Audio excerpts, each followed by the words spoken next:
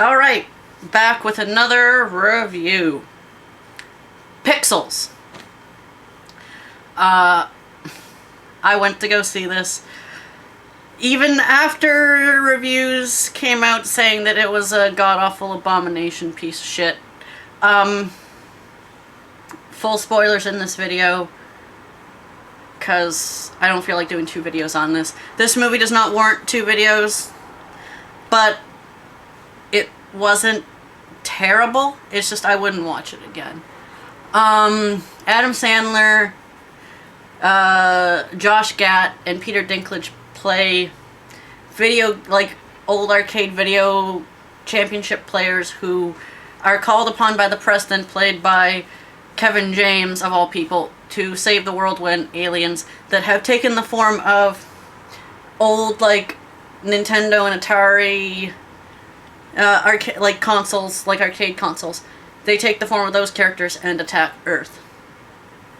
There's not really that much to it other than that. Michelle Mahoulihan plays Sandler's love interest. I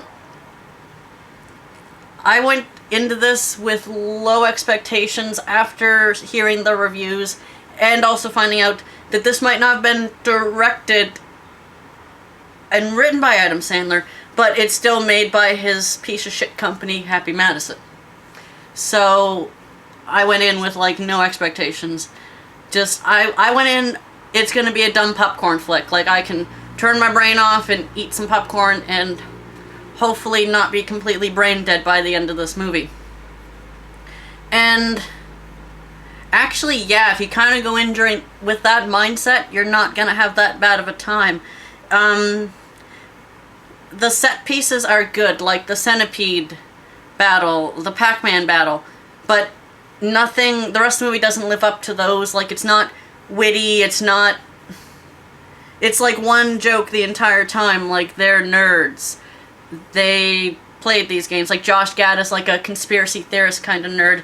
And Adam Sandler, he's not playing his typical snotty man-child, or at least not until halfway. It's weird. This movie has a really schizophrenic tone. The first half of the movie, before the aliens invade, is Adam Sandler doing his annoying shtick. But then it kind of gets better. Sandler's character does less of his thing, and it then turns into kind of this action buddy kind of movie. And I like that, especially when they introduced Peter Dinklage's character, because they introduced him as a kid, but then they introduced him in present day. And for some reason, Peter Dinklage does this weird southern accent, kind of like Charlie did in the Gang Solves the Oil Crisis. The first time he's on screen and talks, he's fun. It's just funny. And it's weird because I think this movie was improvised. I think that there were a lot of improvised shots. But it's weird. It seems like they went with the least funny take of anything, because a lot of the jokes, they don't land hard, or they don't land at all. When the aliens first attack and Adam Sandler's called into the president's office, and Michelle Mahoulihan's called into the office too, but you don't know that she's a general and stuff. Adam Sandler goes in and he does this whole shtick oh, she's following me, what, but then they get there, and she is called to go to the war room, and then he's called to go meet the president in the Oval Office, and then he just looks at Michelle Mahoulihan and says, I guess you're not important enough to go talk to the big man. And I don't know, just the way he said it and his delivery was actually funny. But then he lost it again. He lost that joke by then hitting it to death with a dead horse. He's like, you're not important enough. Moon dance, whoop, whoop. And I was like, oh, fuck. But it's weird. Sometimes they do a joke where Adam Sandler does his weird shtick, and it kind of works, and they don't milk it for any more than it's worth. But that happens very, very, not often in this film. There's a joke at the start where Kevin James as the president can't read. And I don't know, I thought that was actually kind of funny. But then they keep on making that joke. They keep on... There's a few clever callbacks to it, like when Peter Dinklage does it. Like, I think President James said, like, catastrophes or something like that. And, like, Peter Dinklage then makes reference to it later on. That was funny. But then when the initial joke happened, the fact that he didn't know the word, and he just said, "Oh, I don't need the kids' help," because he was reading it at like a school, and like he just said something to the kids, and then like they went on with the joke too long. Like the kids were like, "Why you bring me to us?"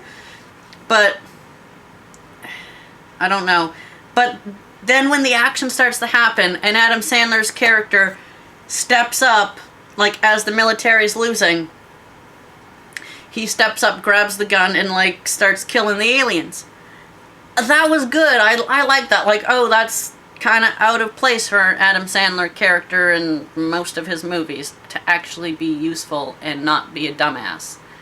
Like, when it focuses on him as a gamer, that storyline works. When it focuses on even him not quite understanding how video games are today, because there's no pattern, it's random, it's unpredictable.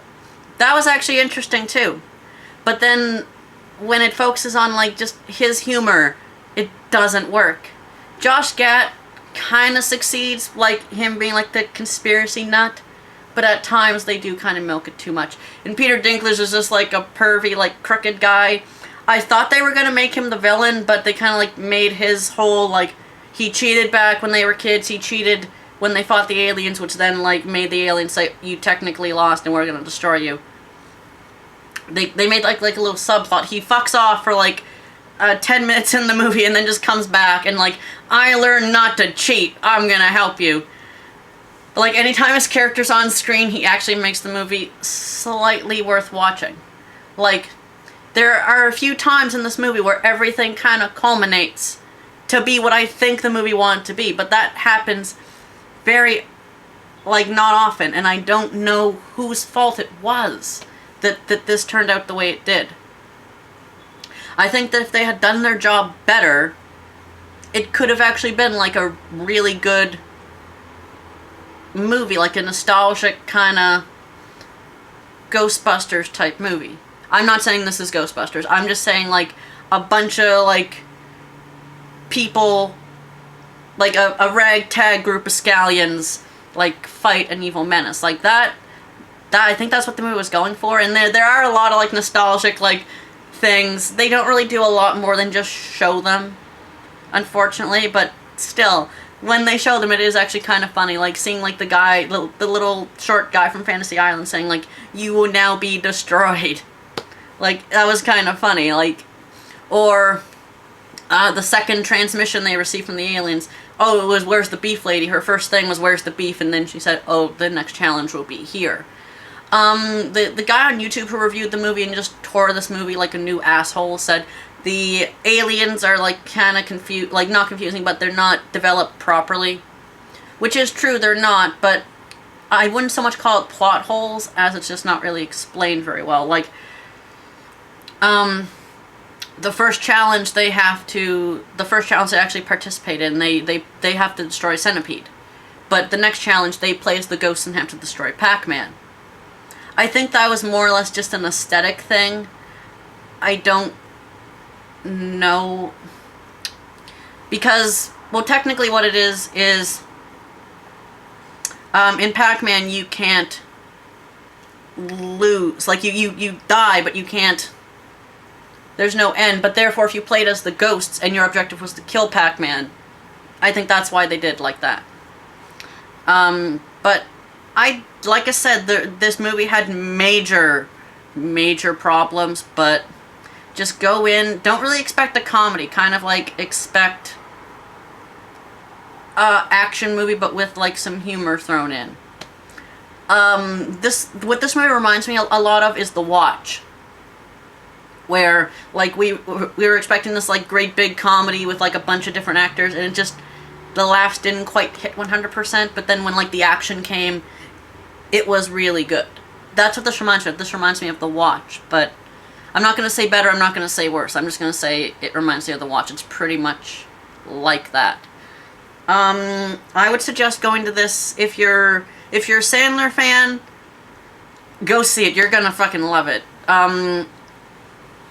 I'd like go see it if you like his other movies. I don't, but I actually kind of enjoyed this film. If not, I don't know, just skip it. Skip it. If you want to see it because of nostalgia, I'd say cheap seats, really. Trailers that I got for this movie. The trailers were a little bit of a red flag, too. The first trailer I got was Road Chip. Fucking Alvin and the Chipmunks. 4, I think? 5? Road Chip. Just, no. No. I'm looking forward to Film Brain looking at it, I can say that, but no, I'm not going to go see it. I'm not going to go see it. The only way I'd go see it if someone on this online pays me my ticket. I'll go see the movie. And I'll put a full review up. But not unless someone pays my way to go see that stupid piece of shit, which it's going to be.